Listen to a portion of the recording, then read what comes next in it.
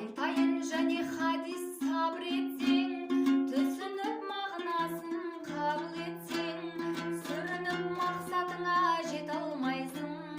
Асығып бұл хадистен қалыс кетсең, сүрініп мақсатыңа жете алмайсың. Асығып бұл хадистен қалыс кетсең. Пайғамбар өзі жазған бұл хадисті, Құраннан оқыдым мен бұл хадисті. Жолынан шайтан тегі аздырмайды.